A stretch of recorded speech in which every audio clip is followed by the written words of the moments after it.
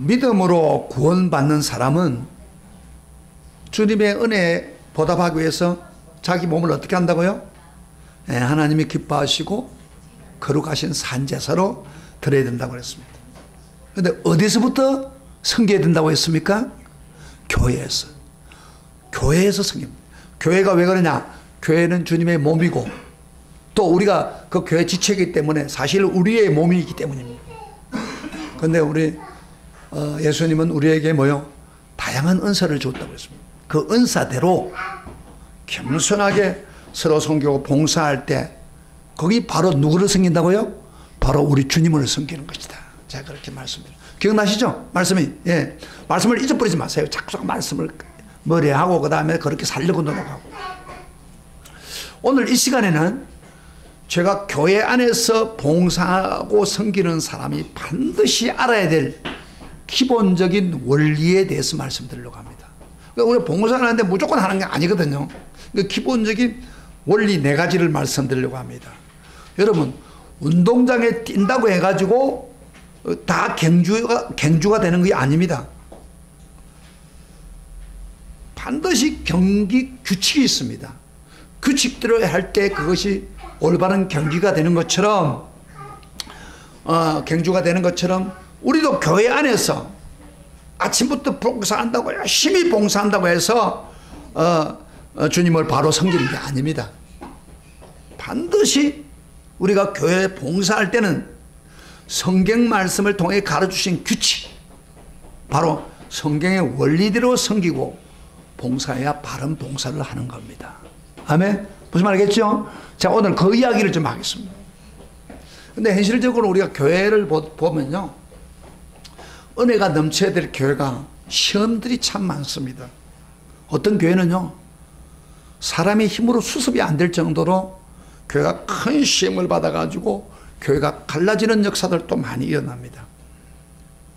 그런데 자세히 보면은 그런 교회가 어떤 충성스러운 봉사하는 사람이 없어서 시험을 당할까요? No, 아닙니다.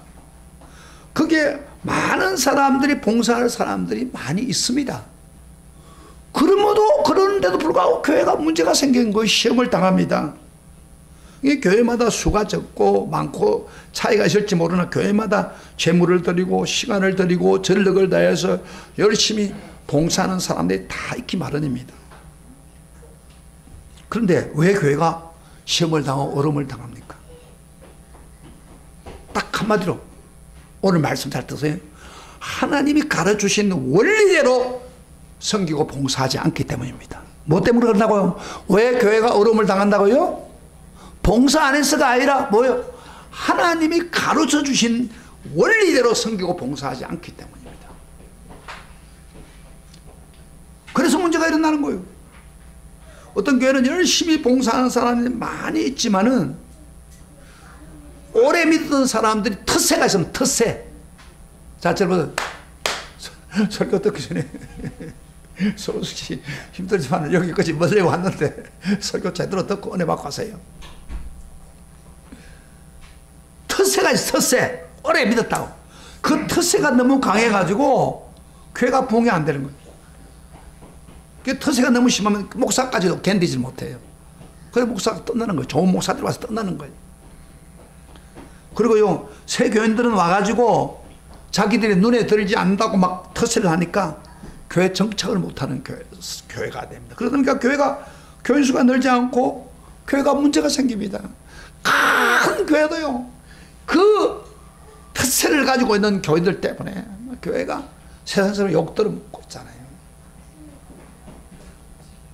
이건 바로 한마디로 말해서 성경에서 가르치고 있는 봉사의 원리를 그대로 적용하지 않았기 때문에 그런 거예요.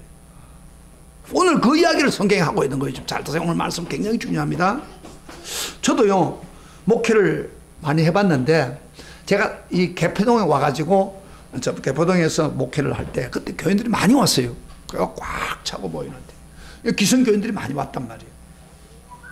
그런데 얼마 지나자마자 막 왜 그렇게 불평불만이 많은지요, 사람들이. 그 누구 소리냐면 초신자는 그렇게 안 해요. 오래 믿는 사람 불평불만. 그 맞지도 않는 불평을 가지고 막 이야기합니다. 그리고 서로 말을 해가지고 막 서로 그 말씀들이 막 오가고 있는 거예요. 불평이. 그런 게 이상한 것은요, 교회라고 하는 것은 불평을 많이 하면 교회 목사 귀에 들리게 돼 있어요. 또 누가 봤어도 가르쳐요, 그걸요. 그러니까 교회가 부흥되겠습니까? 그래서 제가 그 말 많이 하고 있는 그 사람들을 다 뽑아가지고 누가 그렇게 하는가 뽑아가지고 전부 그 사람들 초청을 했습니다. 이 문제를 해결해가지고 적당히 안 되겠다. 그래서 제가 그분들을 데리고 진짜 그때 잠실에 있는 그게 매운탕을 아주 잘한 데가 있었어요. 내 사비로 그분들을 모시고 갔습니다. 이 사람들이 불평을 많이 하다가 목사님이 초청해가지고 대접을 한다고 하니까 자기들은 남편으로 왜 그럴까 막 그랬어요. 그래서 제가 이제 식사를 맛있게 들고 해고 나누요. 기분 좋게 만들어 놔놓고 제가 한마디 했어요. 여러분 중에 저에 대해서 불평을 너무 많이 하는데 그 불평을 막 하는데 차라리 할 이야기 있으면 지한테 하면 안 됩니까? 여러분이 교회 얼굴인데 여러분이 불평하면 교회가 어떻게 되겠습니까? 초신자나 불신자들이 뭐라고 하겠습니까? 우리 교회 오고 싶은 마음이 있겠어요? 그러니까 할 이야기가 있으면 저한테 하세요. 그러면 제가 이게 꼭 고쳐야 될 부분이라면 고치겠습니다. 그러나 제가 할 수 없는 거 제가 못하고 내가 어질죠 그렇게 해서 그래가지고 손잡고 막 식당에서 회개하고 기도하고 막 그런 적이 있어요. 이게 오래 믿었다고 하는 사람들이 봉사도 많이 하는 사람들이 불평불망하고 텃세를 내면은 그 교회는 부흥 안 됩니다. 하나님 좋아할까요? 하나님 좋아할까요? 절대 하나님 좋아하지 않습니다.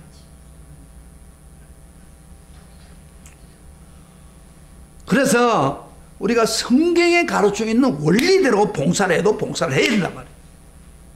그래서 하나님 받으는 산제사를 하나님께 드릴 마음으로 봉사할 때 형제에게 유익이 되는 아름다운 봉사가 되는 거예요. 그래서 오늘 읽은 본문 말씀은 우리가 교회 산제사로 섬기고 봉사하기 위해서 꼭 명심해야 될 원리를 가르칩니다. 오늘 본문을 다시 한번 읽어보겠는데 사실 12가지 원리가 있습니다. 12가지가 쫙 나와요. 12가지 뭐인지 한번 같이 읽어봅시다. 9절부터 13절까지 읽으면서 파악을 한번 해보세요. 다 같이 소리를 내어서 읽어봅니다. 시작. 사랑에는 거짓이 없나니 악을 미워하고 선에 속하라. 행제를 사랑하여 서로 우애하고 존경하기를 서로 먼저 하고 부지런하여 게으르지 말고 열심을 품고 주를 섬기라. 소망 중에 즐거워하며 환난 중에 참으며 기도에 항상 힘쓰며 성도들의 쓸 것을 공급하며 손 대접하기를 힘쓰라. 12가지 원리가 있습니다. 자세히 보면. 그런데 사도 바울은요 여기서 굉장히 중요한 이야기를 합니다. 사도 바울은 1장부터 12장까지는 11장한테 구원에 대한 원리를 자세히 설명하고 난 후에 그 다음에 그러므로라 하면서 12장부터는 정말 우리 성도가 구체적으로 어떻게 살아야 될 것을 이야기하고 있습니다. 특별히 교회 봉사하고 섬기는 문제를 저번 주를 하고 이번 주를 자세하게 이야기했습니다. 이걸 여러분 다른 성경에는 그 바울의 서신 중에서 보면은 어떤 목적을 가지고 씁니다. 그 편지를. 그런데 로마서는 그렇지 않습니다. 성도들의 삶을 구체적으로 거의 전반을 다 다루고 있습니다. 그렇기 때문에 여러분 이 성경은 하나님 말씀입니다. 지금 하나님은 바울을 통해서 우리에게 어떻게 봉사하기를 원하고 어떻게 산제사로 들어야 되는가 그걸 말씀하고 있습니다. 하나님 말씀입니다. 그게 안 되니까 문제가 생기는 거예요. 그런데 12가지 원리가요 제가 오늘 설교 다 하려고 아마 시간 언제 갈지 몰라요. 그래서 12가지 다 할 수 없고 12가지를 딱 집중해가지고 4가지로 요약을 해서 여러분에게 말씀드리겠습니다. 그럼 다 12가지 다 포함돼요. 자, 첫째로 여기 보면 사랑으로 섬기면 봉사하라 그런 이야기고, 둘째로 열심히 섬기며 봉사하라. 셋째로 어려워도 섬기며 봉사하라. 네 번째로 나누며 섬기며 봉사하라. 여기에 이 12가지 원리를 4가지로 이렇게 요약을 해서 제가 말씀을 드리려고 합니다.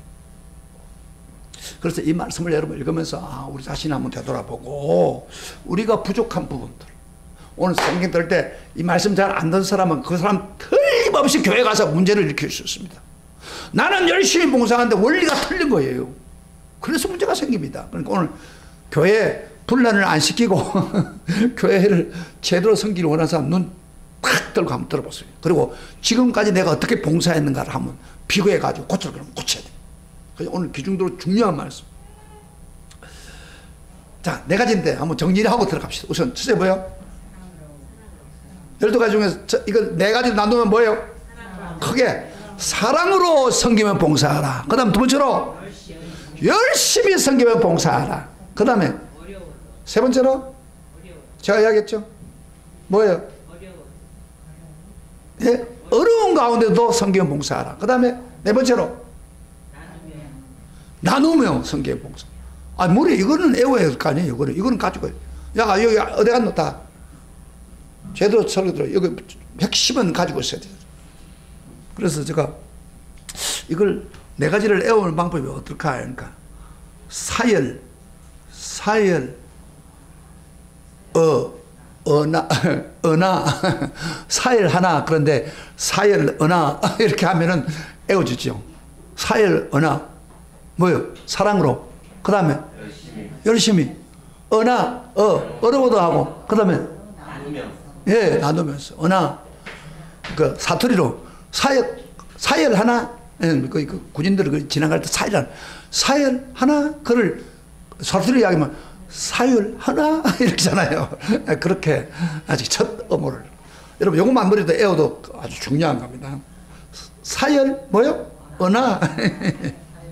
자, 그러면 우리 오늘 성경에 있는 원리 한번 봅시다. 첫째로 뭐요? 사랑으로 섬기면 봉사라는 것입니다. 교회의 핵심은 뭐예요? 사랑입니다. 교회 딱 해놓으면 제일 중요한 건 사랑이 없으면 교회가 아닙니다. 그래서 우리가 사랑으로 섬기면 봉사해야 되는데 그러면은 어떤 사랑으로 섬기면 봉사해야 됩니까? 아이고 우리 저 뒤에 오시네. 유권사님 오늘 늦게라도 오네. 빨리 오세요. 빨리 오세요. 자, 여러분 9절 한번 봅시다. 9절 사랑으로 섬긴다고 했는데 9절 한번 봅시다. 어떤 사랑으로 섬기라고 했습니까? 다 같이 시작. 사랑에는 거짓이 없나니 악을 미워하고 선에 속하라. 이 굉장히 중요한 말씀입니다. 사랑에는 중요한 요소가 있는데 사랑은 뭐요? 거짓이 없다. 진실해야 된다. 진실해야 된다. 사랑은 진실입니다. 사랑에 사랑한다고 거짓이 숨어 있으면 어떻게 될까요? 여러분 보세요. 뭐 이렇게 그 남녀 관계도 사랑한다고 하면서 사기를 치는 경우 있죠. 그런데 뭐 어떻게 되나? 그걸 막 보복하고 막 그러잖아요.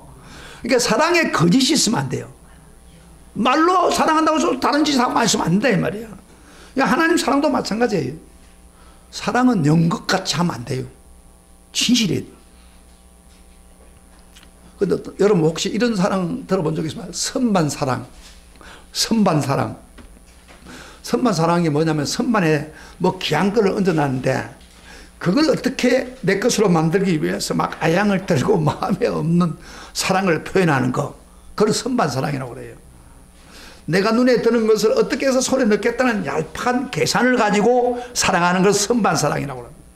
자기 이익을 따라 미리 따져보고 사랑하는 사람은 벌써 뭐예요? 진정한 사랑이 아니고 위선자입니다. 그것은 거짓된 사랑입니다. 진실한 사랑은요, 그럼 뭐예요? 악을 미워하는 것입니다. 본문나이가 악을 미워한다. 그럼 마음에 왜 악을 미워하고 사랑해야 됩니까? 마음에 악을 가지고 있으면요, 성도를 사랑하면서도 반드시 결과적으로는 성도를 해치게 되어 있는 거예요. 해칩니다. 그래서 우리는 악을 미워해야 됩니다. 그 대신 뭐요? 선을 추구해야 됩니다. 악을 품고 있으면요, 밖으로 볼 때는 사랑하는 것 같이 보이는데 결국에는 성도를 해치고 갑니다. 그래서 우리의 마음에는 악한 것을 미워하고 그 다음에 대신 선을 추구하라 그랬어. 왜? 선이란 게 뭐냐면은 성도에게 유익이 될 수 있는 것이 선입니다. 자기를 희생하고라도 그 선을 따르는 결심을 해야 돼. 여기 선을 속하다 그 말은 선에 매달리라 그런 이야기입니다. 그래서 우리가 선한 의도, 봉사할 때 선한 감정, 선한 목적, 선한 동기 없이는 진실한 사랑을 할 수 없습니다. 자, 조금 어렵지만은 사랑은 반드시 진실해야 됩니다. 악을 미워해야 됩니다. 선에 속해야 됩니다. 이게 진짜 사랑입니다. 그런데 가짜 사랑이 참 많습니다. 그래서 문제가 생깁니다. 더 나아가서 또 사랑에 대해서 10절 이렇게 말합니다. 10절 다 같이 읽어보겠습니다. 시작. 형제를 사랑하여 서로 우애하고 존경하기를 서로 먼저 해라. 교회 안에서 모든 사람, 교인들을 형제 자매로의 의식을 가져야 됩니다. 여러분, 교회는 오래 다닌 사람도 있고 또 늦게 다닌 사람, 얼마 온 지 안 된 사람도 있잖아요. 그러나 교회 소속이 되면은 그 사람을 서로 형제 자매로 뜨거운 마음으로 사랑해야 되는 의무가 있습니다. 그런데 이런 경우에 문제가 생깁니다. 형제 자매를 보면서 인간적인 조건을 가지고 조금이라도 멸시하면 안 됩니다. 우리는 서로 존경을 해야 됩니다. 이렇게 하지 않기 때문에 교회가 문제가 생기는 거예요. 인간적인 조건으로 사람은요, 남을 구별하는 악한 면이 있습니다. 그래서 서로 비교해보고 자기보다 더 낫다고 생각되면 시기하고 질투하고, 그 다음에 자기보다 못하다고 생각하면 얕잡아보는 그런 악한 건성이 우리에게 있습니다. 여러분, 하나님 앞에서 우리 모두가 죄인인데 뭐 잘났다고 그런 악한 건성을 가집니까? 그래서 차라리 비교하고 싶으면 나보다도 낮게 여겨서 상대방을 더 높여 여기라, 그런 이야기입니다. 이것이 진실한 사랑이라는 겁니다. 여러분, 이 사랑으로 사랑해야 진짜 사랑이 된다는 거예요. 하나님이 원하는 사랑입니다. 여러분요, 교회는 사랑이 없이는 아무것도 할 수 없습니다. 사랑이 빠지면 아무것도 안 됩니다. 그래서 고린도서 13장에 그런 말 있죠. 아무리 굉장한 은사를 받아도 천사의 말을 하고 지식이 있어서 많은 비밀을 풀어주고 구제의 은사를 받아서 자기 재물을 다 불사라 내줄지라도 사랑이 없으면 뭐예요? 아무것도 아니다. 사랑이 없으면 내게 아무 유익이 없다고 성경은 분명히 말하고 있지 않습니까? 하나님은 그런 사랑 받지 않습니다.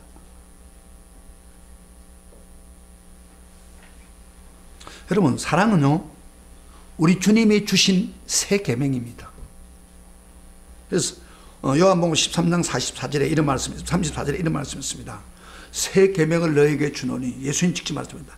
서로 사랑하라. 내가 너희를 사랑한 같이 너희도 서로 사랑하라. 한번 따라해 봅시다. 새 계명을 너희에게 주노니 서로 사랑하라.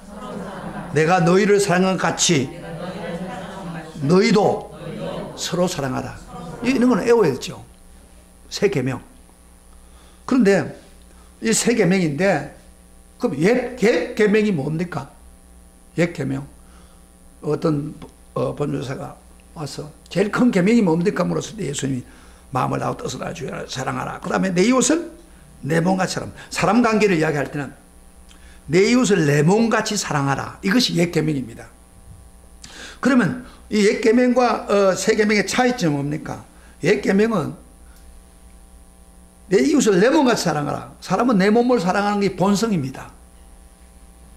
자기 몸을 사랑하지 않은 사람 없어요.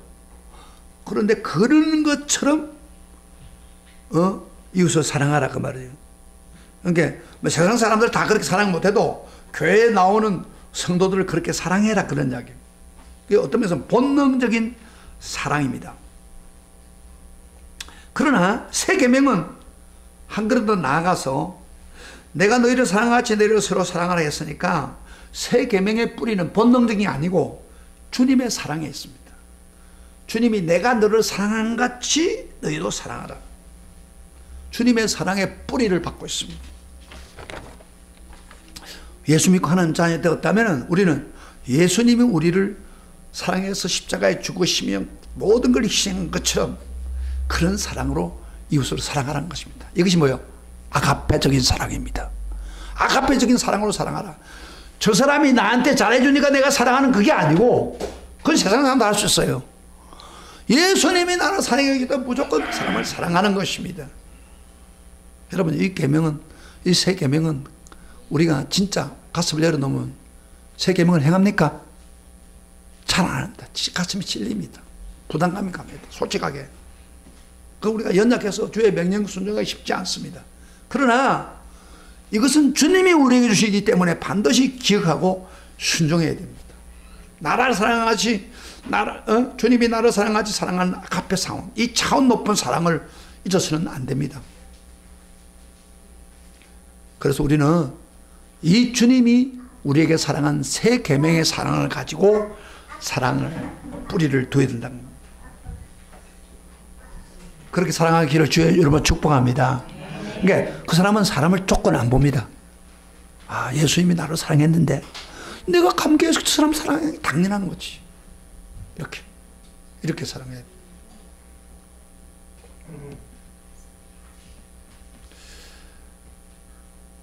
그런데요, 우리가 진실로 믿으면 천국 가죠. 그런데 성경을 말하면 좀 엄게 이야기하면은 형제를 사랑하는 사랑이 없다면, 내가 하나님 믿었다 하더라도 사랑하는 마음이 없다면 천국에 적용을 못해요. 그래서 요한 1서 3장 14절에 이런 말씀이 있어요. 우리가 형제를 사랑함으로 사망에서 옮겨 생명으로 들어간 줄 알거니와 사랑하지 아니하는 자는 사망에 거하느니라. 여러분요, 내가 예수 믿어도요, 사랑하지 않으면 아직도 사망 가운데 거한다는 겁니다. 그러나 우리가 그 사람을 진짜 사랑하면은 뭐요? 아까 이야기한 것처럼 사망에서 생명을 옮기는 확실한 구원이 이루어진다는 겁니다. 그래서 여러분요, 예수를 믿고 구원받지만은, 믿고 난 후에는 뭐 해야 돼요? 사랑으로 완성해야 됩니다. 그런데 오늘 교인들이요, 보세요, 믿기는 믿는데 사랑하려고 하지 않아요. 이런 사람은 구원에 문제가 있을 수도 있습니다. 그래서 사랑을 완성해야 완전히 생명에서 사망으로 옮겼다고 분명히 말하잖아요. 여러분요, 구원 이야기를 하면서 어떤 사람들은 구원을 영원히 사는 것이다 그렇게 말합니다. 뭐 틀린 말은 아니에요. 여러분, 구원은 뭐예요? 영원히 사는 것이다 이걸 생각하는데, 그러나 엄밀히 말하면은 영원히 사는 문제를 가지고 구원이라고 말하지 않습니다. 잘 들어보세요. 제가 말도 잘 써요. 엄밀히 말하면 영원히 사는 것이 구원받는 게 아닙니다. 예수 믿는 사람은 영원히 삽니까? 성경을 보면 예수 안 믿는 사람도 영원히 산다고 그렇게 말합니다. 그럼 우리만 영원히 사는 게 아니에요. 자, 성경 구절 하나 대 이렇게 한번 찾아봐요. 요한복음 5장 28절부터 29절을 가보겠습니다. 요한복음 앞으로, 로마서 좀 앞으로 올라가가지고 로마서 5장 28절부터 29절 빨리 찾으세요. 자, 우리 다 같이 읽어봅니다. 시작. 이를 놀랍게 여기지 말라. 무덤 속에 있는 자가 다 그의 음성을 들을 때가 오나니 선한 일을 행한 자는 생명의 부활로, 악한 일을 행한 자는 심판의 부활로 나오리라. 안 찾았습니까? 요한복음 5장 28절부터 29절. 예수님이 재림할 때, 재림할 때 모든 사람들이, 무덤에 있는 사람이 다 일어납니다. 믿는 사람이든 안 믿는 사람 다 일어납니다. 그런데 악한 사람은 저 선한 일 않고 예수 믿지 않은 사람은 뭐요? 심판을 받아서 부활합니다. 부활해서 심판받을 겁니다. 그러나 예수 믿는 사람은 뭐요? 영생이 생명의 부활을 받습니다. 그러니까 영원히 산다는 거, 이게 우리가 구원받는 게 아닙니다. 그러면 그 문제는 시간적으로 오래 산다는 의미가 중요한 게 아니고 질이 중요합니다. 질이. 그래서 성경에서는 그 질을 결정하는 구원의 결정이 바로 사랑이라는 겁니다. 사랑. 예를 들어서 우리가 한번 형제들이 예수 믿고 우리 천국 갔습니다. 천국 갔을 때 그 하나님 아버지가 우리를 영원히 사랑하는 그 사랑으로 우리를 사랑할 거 아닙니까? 영국에서 살고, 그 다음에 믿지 않은, 우리 형제간들이, 우리 예수 믿는 형제들이 따뜻한 사랑에 둘러싸여가지고 영원히 사랑하는 곳이 바로 천국입니다. 그러면은, 우리가 거기 적응하려면 어떻게 해야 돼요? 예? 우리 믿는 사람도 사랑이 넘쳐야죠. 그래야 적응할 거 아닙니까? 가론에서 미국에 가서 살려면 어떻게 해야 돼요? 우리 유권사님 좀 늦게 봤지만 미국에 살았어요.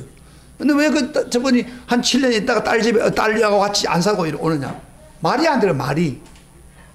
미국 가서 살려면 말이 돼야 돼. 안 그래요? 마찬가지로 여러분 천국에서 사랑 가운데 살아가는 그 아름다운 사랑, 하나님의 사랑받고 성도의 사랑을 받아가지고 살려가면 내가 사랑하는 사람이 돼야 적용이 되는 거 아닙니까? 그래 안 그래요? 그러나 지옥은 달라요. 지옥은 뭐냐? 예수 믿고 심판받아가지고 그것도 부활해요. 부활해가지고 바로 영원 불꽃 가운데 있는데 거기는 사랑이 없습니다. 서로 미워합니다. 그게 지옥이에요, 거기. 그래서 오늘날에도요, 교회 안에 사랑이 넘치면은 그거는 천국 같습니다. 그러나 교회 안에 미움이 있으면은, 사랑이 없으면 그건 지옥 같습니다.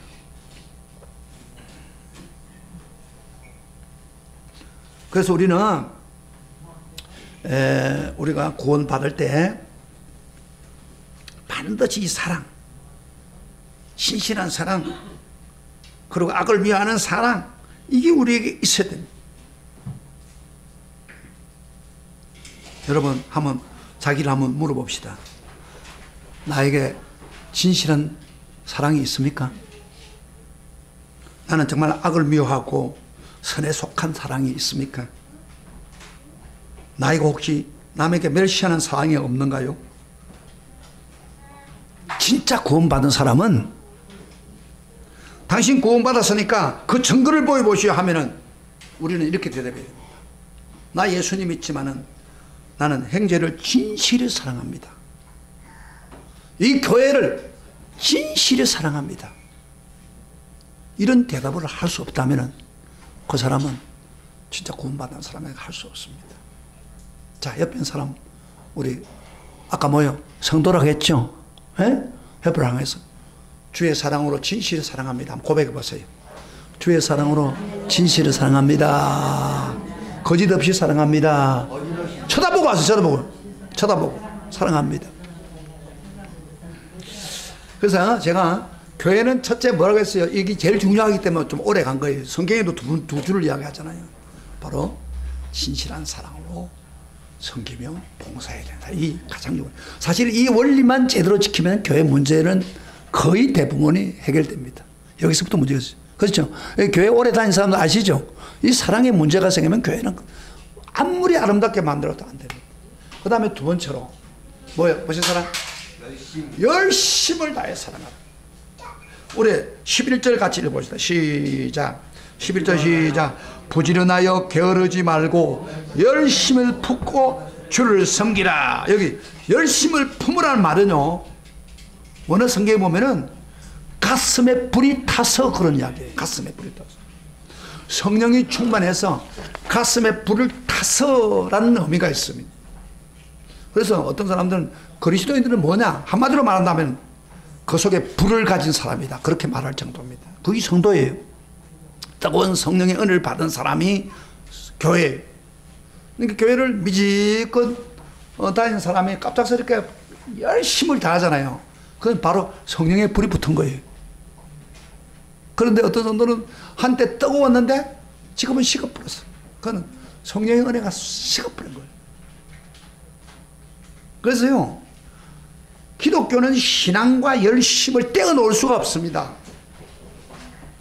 아무리 교회를 아름답게 짓고 큰 교회를 짓고 교인들이 많이 모이고 헌금을 많이 해도 그 교회가 사랑이 식어버리면 바로 죽은 교회입니다.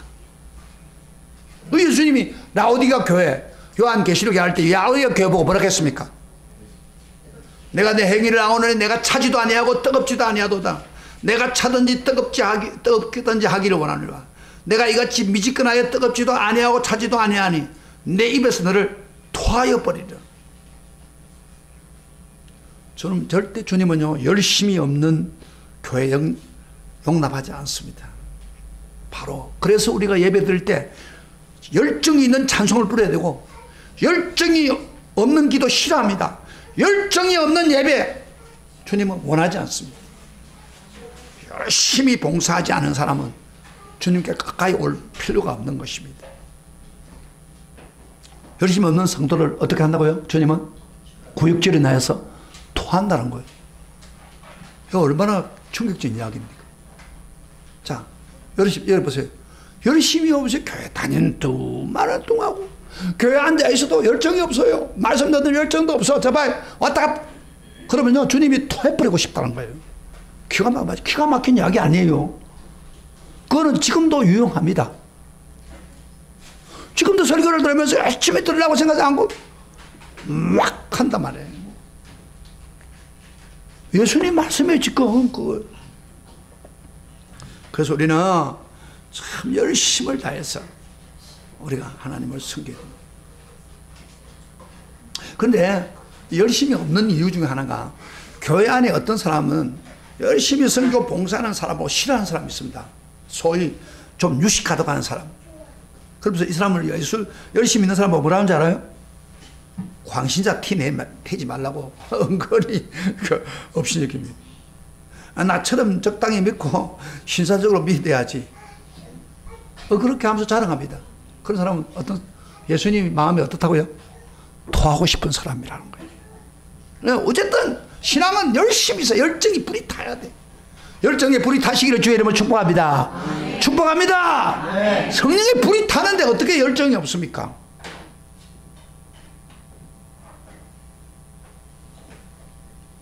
그 다음에 교회 안에는요, 변던 열심을 가지고 있는 사람이 있습니다. 무슨 말이냐면은, 가정이나 사회에서 도덕적으로 손가락질 당하고 동하는 운동을 하는 사람이, 그 사람도 교회 와서는 또 남보다 더 열을 내고 다 열심히 냅니다. 교회 와서 스트레스 풀고 교회에서 인정받으러 갑니다. 이건 병든 열심입니다. 세상에서 덕이 안 되고, 세상의 영향을 못 끼치고, 세상에 손가락질 받는 사람이 교회 와서만 열심히 있는 거, 이건 잘못된 믿음입니다. 제대로 된 믿음은 세상에서도 칭찬 듣고, 그리고 교회 와서도 열심을 다하는 것. 교회에서 열심을 다하지 않고 섬기면은 주님은 게으른 자로 부릅니다. 악하고 게으른 자. 여러분, 그럼 어디서부터 시작돼야 됩니까? 지금 여러분이 다니고 있는 이 교회, 이 순간에 열심을 다해서 섬기기를 원합니다. 할렐루야. 네. 주님이 나에게 허락한 교회입니다. 어떤 사람 교회를 옮기는데, 옮길 때 여러분들 하나님의 특별한 뜻이 있으면 옮기세요. 그러나 거기 없이 내 어떤 개인적인 욕심, 개인적인 생각 가지고 마음대로 교회를 옮기면은 그 주님이 싫어합니다. 그래서 교회는 뭐요? 열심을 다해서 섬겨야 됩니다.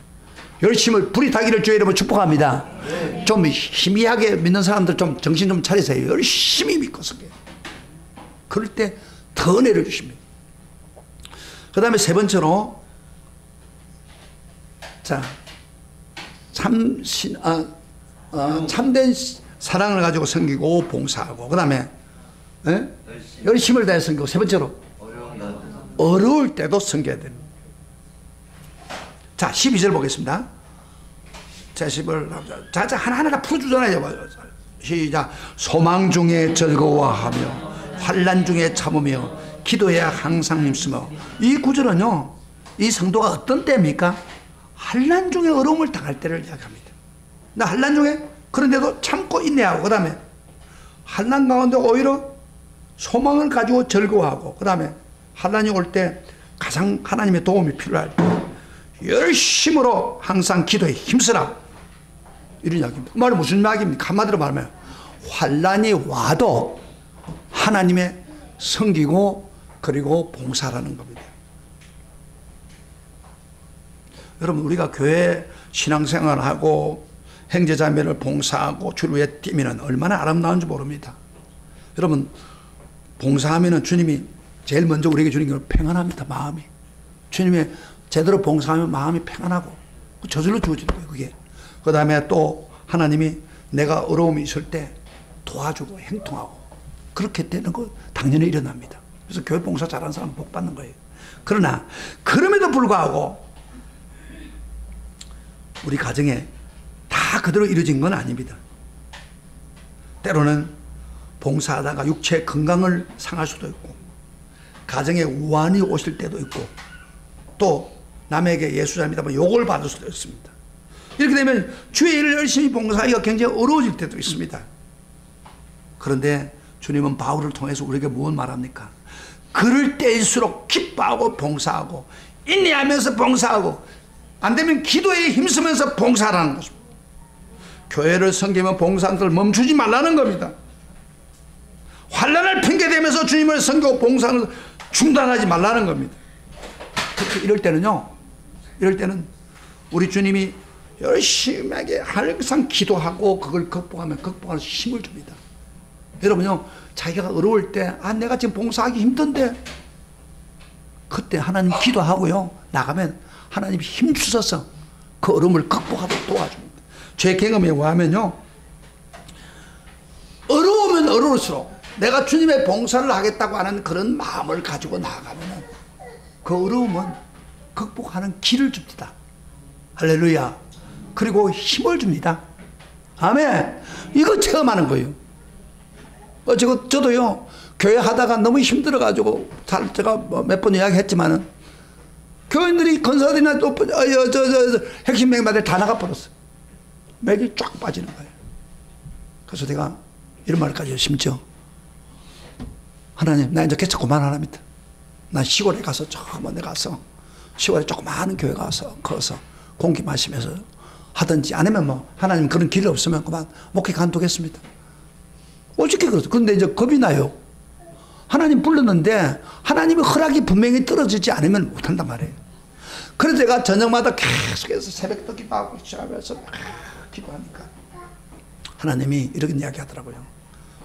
너가 지금 교인들 떠나가니까 내가 맥이 빠져서 그런 건 안다. 그러나 너가 그동안 열심히 했던 거 다 네가 받았다. 그러니까 내가 앞으로 길을 열어줄 테니까 내 말에 순종해라. 그래서 그 다음부터 하나님이 여러 가지 길을 열어주는데 막 설교를 배우게 만들고 여러 가지 이렇게 해서 물질도 주시고 다 그렇게 하더라고요. 길을 열어주는 거예요. 여러분요, 어려운 일이 생기고 환난이 올 때 더 열심히 하세요. 할렐루야, 할렐루야. 그러면 길을 열어줍니다. 특별히 기도하면서. 할렐루야, 아멘. 그 다음에 네 번째, 철저히 어떻게 봉사하라고요? 참 사랑으로 기도해라. 그 다음에 두 번째로 열심히 봉사하고 기도해라. 그 다음에 세 번째로 어려운 일이 있어도 극복하면서 봉사하고, 그 다음 마지막 하나 나누면서 봉사합니다. 자, 마지막 13절 보겠습니다. 시작. 성도들의 쓸 것을 공급하며 손대접하기를 힘쓰라. 바울이 로마서를 쓸 때에 그 로마에는 그 성도들이 극빈자가 많았습니다. 가난한 사람이 많았습니다. 물론 로마에 살다 보니까 어쩌면은 화려한 국제도시죠. 근데 사람들이 많이 오잖아요. 로마에. 우리 서울에 있으면 사람들이 시발에서 많이 오는 것처럼 많이 와가지고 찾아오는데 예수 믿는다고 찾아오는 사람들을 거절할 수 없잖아요. 그래서 없는 거 먹이기도 하고, 그 다음에 이제 또 잠자는 수도 없는 그 방을 또 내놔야 되고. 근데 이것도요, 한 번도 아니고 계속 여러 사람이 온다 이 말이야. 그래가지고 시험당한 사람이 많았어요, 그 당시. 그 무질도 없고 그런 데인데. 그럼에도 불구하고 이렇게 말합니다. 바울은 주님의 말씀을 통해서 성도들의 쓸 것을 공급하며 불평하지 말고 손대접하기를 힘쓰라. 작은 것도 있으면 같이 나눠 먹으라 그런 이야기예요. 작은 것도. 에? 좀 부족해도 불평하지 말고 손대접하기를 힘쓰라. 때로는요, 자기 가지고 있는 걸 나누다 보니까 손해를 볼 수 있어요. 그러나 그럼에도 불구하고 봉사해라. 입에 발린 말로 봉사하지 말고 각자 가진 것을 나누면서 봉사하라. 원래 봉사라는 것은 원래가요, 희생이라는 뜻이에요. 희생 없이 봉사는 못합니다. 손에 있는 거 꽉 잡고 있으면서 남을 섬긴다면 말도 안 되는 이야기. 내 것을 희생하면서 섬겨야, 아끼지 않고 섬겨야 바로 세상을 변화시킬 수가 있습니다. 여러분, 교회 안에서 이런 봉사를 하지 못한 사람이 세상에 나가서 어떻게 세상을 변화시킵니까? 안 그래요? 그러니까 작으면 작은 것을 나눠 먹고 같이 나누면서, 할렐루야, 그렇게 봉사해라. 이게 지금 주님의 명령입니다. 그 신유의 종, 그 헨신의 건사라고 여러분 들어보셨습니까? 헨신의 건사. 이 사람은 뱀 고치는 은사를 받아가지고, 여기 지금 모르는 사람도 있지만 막 엄청 그 기도 많이 하고 병을 많이 고쳤어요. 저 용산에 이렇게 해가지고 막 천막을 쳐놓고, 저 가져가, 따라가. 천막을 쳐놓고 막 기도하면서 그랬어요. 그런데 그때 많은 병자가 나으니까 헌금을 많이 하잖아요. 그럼 헌금 가지고 이렇게 이제 건물을 짓고 이래가지고, 정말 재산을 많이 모았어요, 이 사람이. 현실은 그러다가 병이 많이 많았어요. 그런데 어느 날 그걸 기도하다가 입신을 했어요. 천국을 갔어요. 입신을 해가 천국을 갔는데, 천국에 갔더니 예수님이 자기를 보고 막 반기지 않고 예수님이 이리 오라 그러면서 너 집 좀 내가 알려주겠다. 너가 앞으로 살 집을 보여주겠다. 하면서 다리 갔는데 헐만 집, 완전히 다 무너지는 집을 다리 가면서 이 너가 살 집이다 그러더라고요. 그래가지고 이 hen신이나 건세가 그랬대요. 주님, 내가 병 고치는 은사를 받고 얼마나 많은 병을 고치고 많은 일을 했는데, 헌신하면서 했는데 왜 이렇게 이런 대접을 해줍니까? 그랬더니 주님이 하는 말이, 너가 봉사 헌신해가지고 어디에 썼노? 너를 위해 썼지 않냐? 제사 모아하는데 썼지 않느냐? 내가 너에게 은사를 줬는데 그걸 가지고 정말 가난하고 어려운 사람을 도와줬느냐? 그 말 하니까요, 할 말이 없는 거예요. 그 어렵고 힘든 사람, 그런 사람을 돕는 것이 바로 나를 돕는 것이다. 이 사람이 충격을 받은 거예요. 이 hen신의 건사, 우리 저 건사님 hen신의 건사 들어봤죠? 충격을 받은 거예요. 그래가지고 와가지고 입신하고 돌아오고 난 후에 재산 있는 거 싹 팔아가지고, 그때 당시에 충인교회 김창희 목사가 뭘 하려고 했냐면 북한 선교를 하려고 했어요. 거기다 모든 예사를 다 들었어요. 그래서 북한 선교가 시작된 거예요. 여러분요, 목사든 또는 뭐 병고치는 은사를 받았든 또는 뭐 가난한 사람이든 주님께 순전한 마음으로 내가 있는 것, 없는 걸 드리려고 하는 게 아니에요. 내가 있는 것 나누면서 드리는 봉사, 그거 주님이 기뻐하는 거예요. 어떤 사람은 봉사하라 그러면 무지를 들어. 내가 없는데 그럼 자기 할 거 다 해놓고 말이에요. 저 봉사, 무슨 봉사가 돼요? 내가 있는 것에서 나누면 돼요. 할렐루야. 자, 오늘 말씀 받겠습니다. 우리가 무조건 선교 봉사하는 게 아닙니다. 성경적인 4가지 원리 뭐요? 첫째, 순진한 사랑으로 섬기면 봉사하라. 그 다음에 열심을 가지고 섬기고 봉사해라. 어떤 환난이 오더라도 변하지 않고 섬기면 봉사해. 작은 것도 나누며 섬기고 봉사하라. 이게 바로 봉사의 원리입니다. 이 4가지 원리를 가지고 우리가 봉사할 때 바로 우리 몸을 주님께 산제소로 드리는 거예요. 할렐루야. 그러면 교회가 변화되고 하나님의 영광 받습니다. 하나님의 영광 받는 게 아니고, 여러분, 주님이 누구에게 풍성한 은혜를 주겠습니까? 누구에게 주님이 매일 동행하겠습니까? 누구에게 행통한 길을 열어주겠습니까? 어떤 사람? 이 4가지 원리를 가지고 주님을 섬기고 봉사하는 사람, 그런 사람 되기를 주의 이름으로 축복합니다. 그런 사람 되기를 축복합니다. 우리 다 같이 일어나서 오늘 말씀을 생각하면서